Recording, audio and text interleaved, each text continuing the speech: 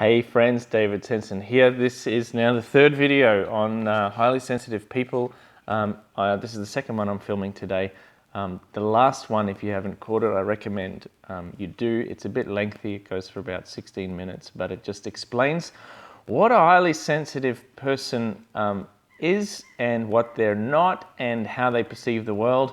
And we used an elastic band to explain how 80% of the world have a bandwidth of sensitivity around this much, but a highly sensitive person has often less, and if they're overwhelmed, they snap. Everybody will have a snapping and breaking point, but for the highly sensitive person, and especially the highly sensitive child, which we're going to talk about today, that bandwidth is not as wide, but the sensitivity is concentrated.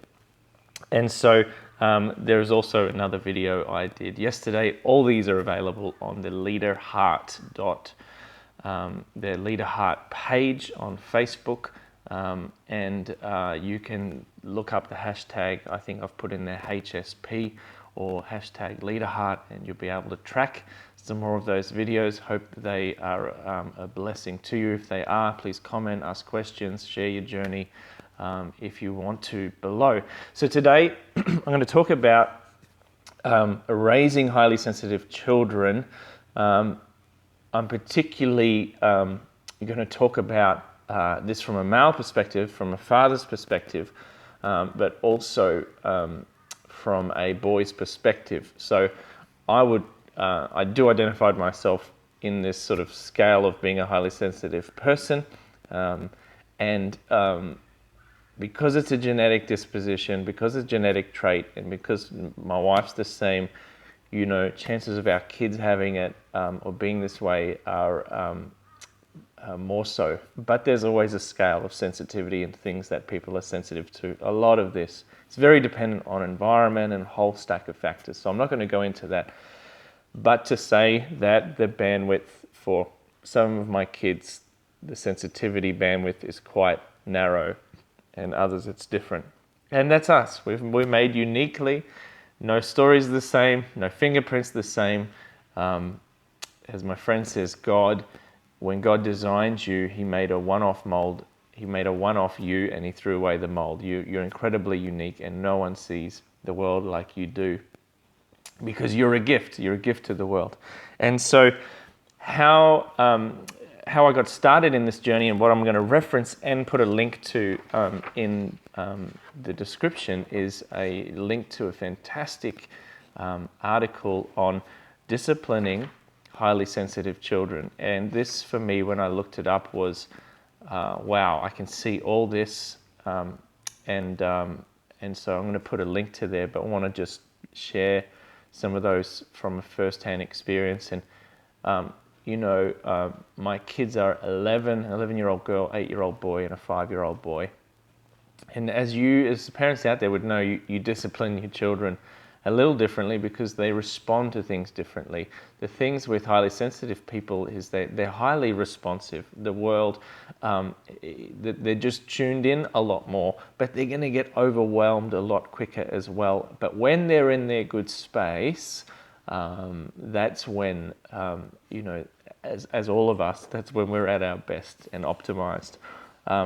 So these are some of the points that they share in that. I'm going to put a link to this article, and you may also find, I'm reading this book, or going through this book called The Highly Sensitive Person, which I'm referencing. Elaine Aron would have to be probably the leading voice on highly sensitive people. And this is from a research point of view, but there are so many other books out today. I would recommend a book as well by, let me find his name. It's called The Strong Sensitive Boy. I don't know if I've got it here. No, it's called The Strong Sensitive Boy. You can look it up. I'll try and put a link to it or a photo shoot of the cover in the comments below. Okay, so that's where I'll put it, The Strong Sensitive Boy. And I finished that last week, and it's been profound for us, just understanding some of the nuances and how to better guide our kids. So disciplining highly sensitive kids. Number one is to avoid shame. Avoid shaming the kids. Now, I think this should be avoided anyway. My personal opinion, okay, is to avoid shaming, because guilt says you have done wrong, but shame says you are wrong. And so language like "what's wrong with you" is destructive anyway, but to the highly sensitive person, it's shattering, okay? Avoid that. Avoid language like "you naughty child," or, "why can't you get it right," or "you're a naughty boy." This is attributing an accusatory label on that person, and for highly sensitive people, it's just like the difference between drinking diluted fruit juice and concentrate. You're handing this out to them, and it's concentrated because the world is concentrated to them. So avoid shaming. Avoid teasing. They don't take it right, and we've noticed, especially with our middle child, who's, I guess, probably the most highly sensitive, he doesn't do teasing at all. He will go into a rage. He'll lose it. He'll storm off. It's so overwhelming and so detrimental. He's only just learning now, some safe and honouring sort of banter and joking around.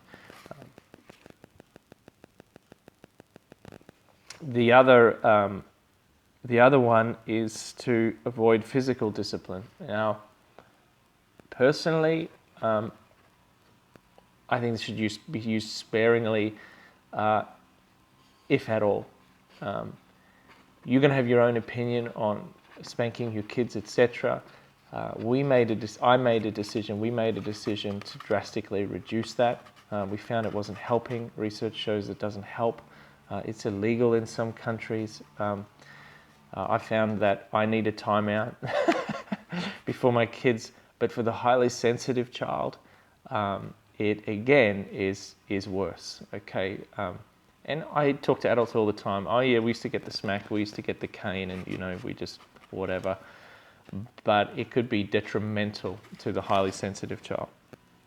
Avoid isolating or withdrawing warmth and love. And this is, I'm just going to swipe something off here. This is really important. Highly sensitive kids need that connection. And so timeout is quite popular. For, go sit in the corner, and when you're ready to behave, you can come back. For the highly sensitive child, that isolation, that disconnection can actually have a traumatic effect. Okay? I'll elaborate that on that in a second. In all this, avoid being permissive. It's not that you just say, "Oh, my child's highly sensitive, so he doesn't take discipline, or he shouldn't be corrected." No. That's rubbish and unfair to society, to your child, to you. But just to understand that it has to be done a little bit different. So don't avoid correcting them out of hurt and feelings, but have loving correction. That's not harsh or shaming. Another couple of points they talk about here is disciplining to favor. Change your tone of voice. I've noticed that if I raise my voice, we had a situation the other day where he got in a fight with his brother. He said something he shouldn't have said because he got overwhelmed. He snapped, and I said, "Right!" And that shocked him. The other kids are like, "Eh." But for him, that shocked him, and he ran to his room and hid under the covers. It was like not just loud to him, it was incredibly loud, and his whole system was shocked. And we used to do that more often than we didn't, but I can see this sensitivity. And some of you will know exactly what I'm talking about. I love this. This is one of my favorite points, is connect before you correct. And so this, they say a good rule of thumb is for all children, but especially important to the sensitive child, is because if they perceive a threat, they'll shut down quickly, and assure them that they're on your side, that you want to solve the problem with them. Sometimes they may need some alone time. When I say they need alone time, I've found they want you around. So my son would go to his bed, or one of the children would go to their bed, but they don't want to necessarily be left alone. They want me to stay. They might be screaming and upset and overwhelmed and trying to process the situation. But we've found if we stay close to them. If they don't want to be touched or held, we honor that, but we'll stay near them. If we can get in early enough, we'll hold them close and we'll connect with them, particularly in that time. So connect before you do, because here's the thing with highly sensitive children, they're so perceptive, and critical, and correction just feels so much heavier towards them, that they're going to snap a little quicker. They'll highly sensitive people perceive threat a lot quicker than others because they're more tuned into that, and so they'll know that something's coming, and so you want to sort of minimize that, and you'll find you don't need this discipline you might for somebody who's got a higher sensitivity bandwidth. Needs a different type to somebody that's going to be narrow, because this person already knows that there's something disappointing going on. Highly sensitive people pick up subtleties and emotions and moods in the atmosphere quicker than others. Okay, but you will know this, friends who've got highly sensitive kids or have raised them, or yourself are one. You get overwhelmed quicker, you snap quicker. It may be anger, rage, something happens when you get overwhelmed. You have to run away, escape, do something because it's all too much. And so you want to create sort of a calm environment in disciplining the child. Replace time out for time in, similar to the last one. Don't isolate them. The timeout chair isn't good. It's easier to have them calm down. Use consequences sparingly. And make sure that they're related to the offense. Now, this is common good parenting courtesy, and the importance of consistency with parenting as well. Tough if you're a highly sensitive person as well and your kids have just been going nuts all day and you just can't stand it anymore, and you either just lose your cool or you just go lock yourself in your room and put your head under the pillow or something. You need to be able to manage yourself as well as a parent in that situation and engage those things as well. But that's all part of our developmental, part of growing up basically and maturing. Finally, they say restore connection and security and self-esteem after disciplining a sensitive child. So positive affirmations, encouraging words, all that sort of stuff needs to be done. Now, all that requires a conscientious, a conscious awareness of what's going on.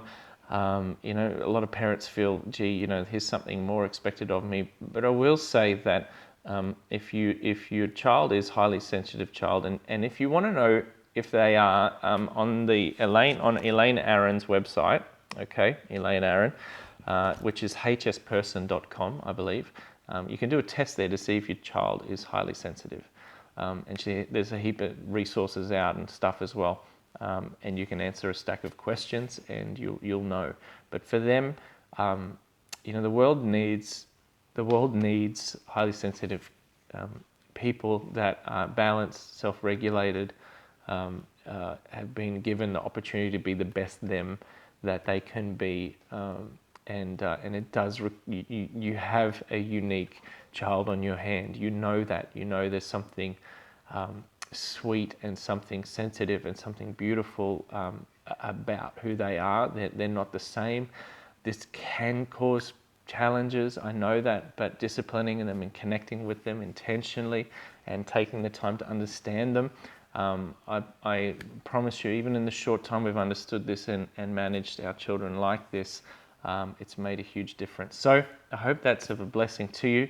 If you want to know more about what we do and our ministry, our organization, you can head to my website, which is www.davidtensen.com, TENSEN.com. I've got a stack of resources, including soaking prayers, which are gentle speaking and prayers over the listener. I design them for children. More adults buy them now, but I'm quite sure a lot of highly sensitive people like them because they're calming and soothing and really speak into the spiritual depths of who they are. And so if you value yourself for those, I encourage you to do that as well. Bless you. Keep an eye out on more videos on this highly sensitive person subject. Please do share your comments Feel free to share this, share your comments, thoughts in the comments below, and we'll get to answering some questions and moving on in understanding this about our wonderful, unique selves a lot better. God bless. Bye.